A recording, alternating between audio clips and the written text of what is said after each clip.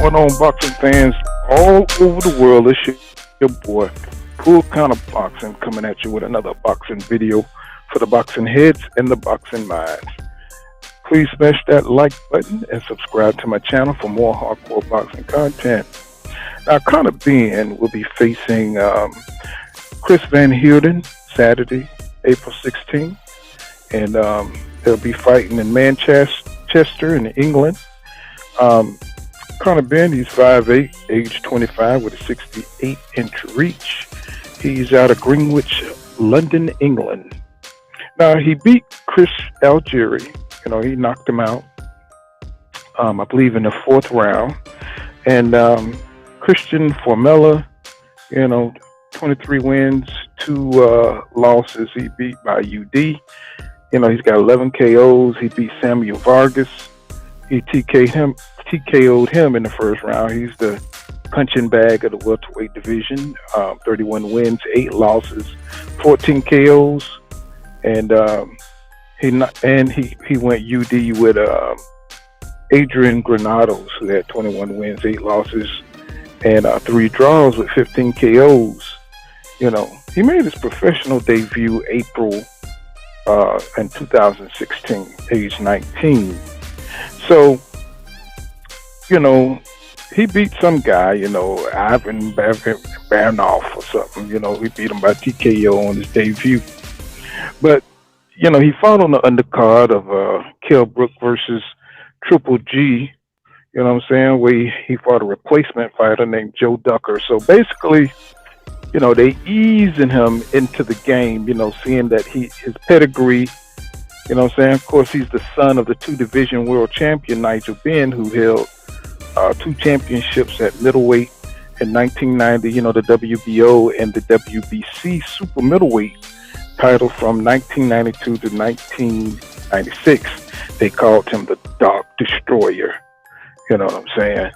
So he lost to Michael Watson, but he fought him. You know what I'm saying? He beat the great Ivan Barkley, who fought, what was his name? Either way, he fought Chris Eubanks, and he beat Glenn McClellan in a great super fight of the year. Y'all got to go check that fight out, if you get time. And Chris Collins, he lost to Chris Collins twice. So his dad, fought, the big names, He wasn't afraid to go in there and lose against, great opponents. He went straight. He even called out Roy Jones Jr., who at the time was jumping tall buildings, in a single bound, and he was faster than a speeding bullet. And he wanted that fight, I remember him being on television saying how, Roy Jones Jr. brought fear into him, but he wanted that fight, right?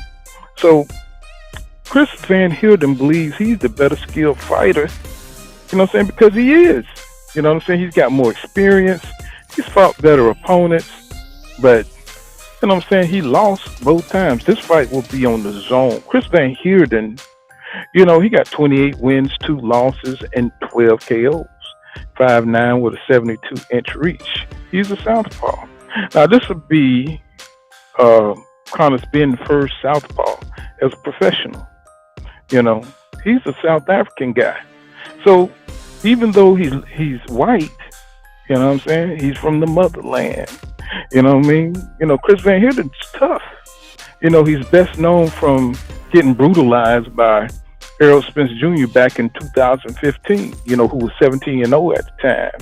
And Errol Spence Jr. TKO'd him in the 8th round, beating his ass till he was turning red. But, you could see how tough Chris Van Heerden was. You could see the skill. He didn't back down from Errol Spence Jr. Errol Spence Jr. was just a better fighter. He was just stronger, He was just that dude, And he was putting hands and feet on Chris Algieri. Also, he fought Jaron Bruce Ennis, who was on his way to really destroying Chris Van Heerden until he, used that little veteran move and butt heads and got out the fight with a no contest.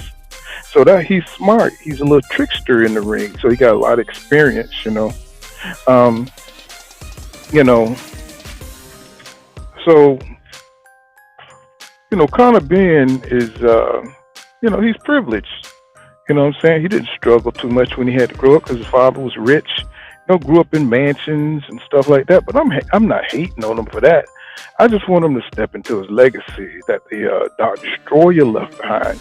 It's his heritage.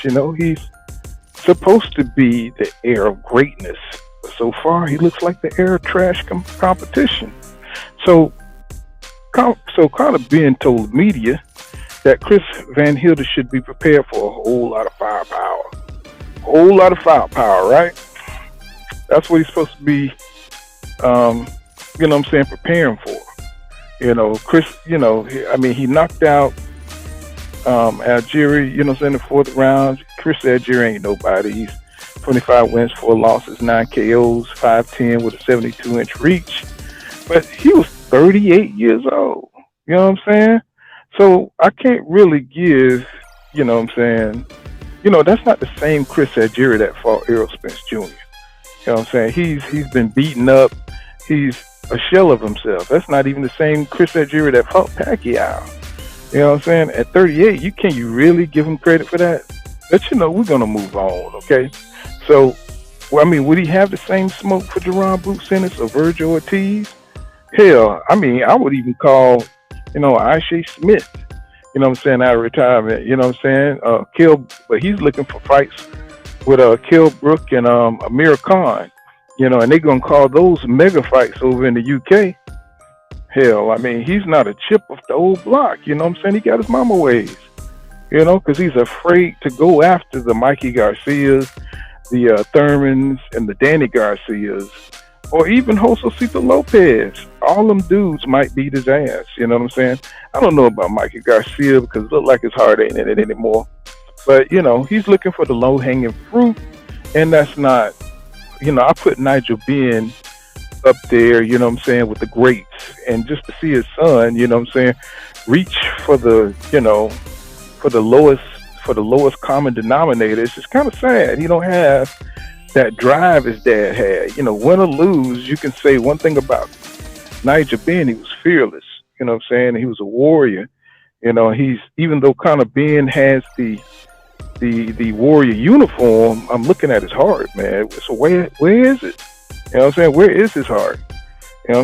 Fighting all these trash fighters and making money, that's cool. But what about the legacy, bro?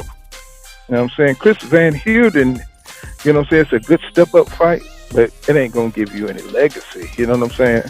So, especially at this point in his life, because Chris Van Heerden, he took a lot of breaks. He's coming off a layoff, and every time he comes, it's a comeback fight for him. He's not the same. He's not that same dude. That was, I think he's not the same since Errol Spence Jr. beat the smoke out of him, and you could see it in the Jaron Ennis fight. He just ain't. He don't have that spring in his step. He don't have that eye of the tiger. And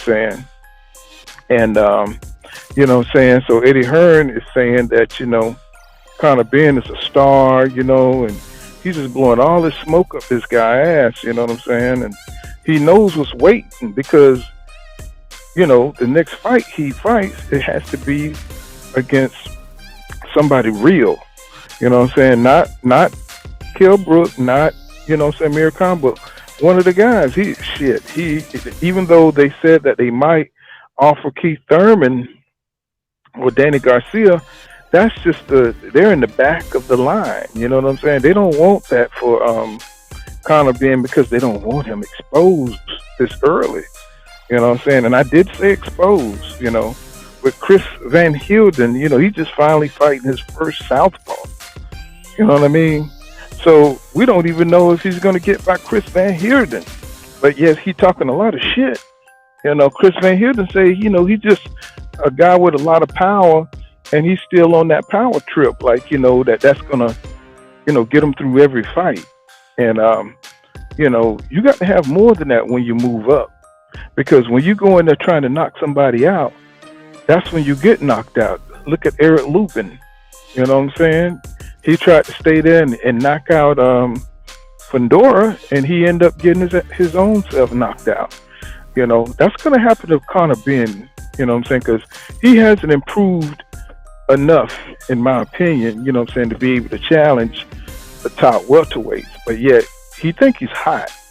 But, you know what I'm saying, one of these little journeymen is going to throw some cold water on him. And he's going to get real humble real soon, and then he'll just be another little rich boy, you know what I'm saying, back in England, you know what I'm saying? Which is not a bad thing to be. You know what I'm saying? It's not a bad thing to be, you know what I'm saying? So I'm pretty sure they're paying him good over there at the Zone, you know what I'm saying, to fight these little trash fights. But you know, I'm interested to see, you know, if he can get by Chris Van Heerden. Chris Van Heerden's a good little troll, you know what I'm saying, calling him an angry, emotional fighter. And that's sure to make Conor Benn go crazy in the ring. You know what I'm saying? Because he does fight angry. He does fight emotional. You know what I'm saying? Like his dad. You know what I'm saying? His dad fought with a lot of passion. You know what I'm saying? But he was hell with it. You know what I'm saying? And, you know, he got a lot of success fighting the way he fought. But he's not his dad. You know what I'm saying? And he's not even on that level. You know what I'm saying? He's going to have to really dig in and, you know, focus on his craft, you know. And if he fights somebody like a Jaron Ennis, then it'll be apparent where he's at. If that was his dad, he would want to fight the Errol Spences and the Jaron Ennis. He would want to fight the best. He would want to fight Virgil Ortiz. You know what I'm saying? He would want these fights. But right now, you know what I'm saying, he's just a star. You know, he's just a built-up star that's feeling himself. And, you know, we'll find out. We're going to find out, you know what I'm saying, on Saturday, April 16th, what Conor Benn is all about. Because Chris Van Heerden, you know what I'm saying, he can fight. You know what I'm saying? But that's all I got. This has been Pool Count Boxing. Make sure you smash that like button for your boy and subscribe to my channel. And I'll see you guys in the next one. Remember what I say. Law don't go right here, law dog. Yes, Abby. See you in the next one.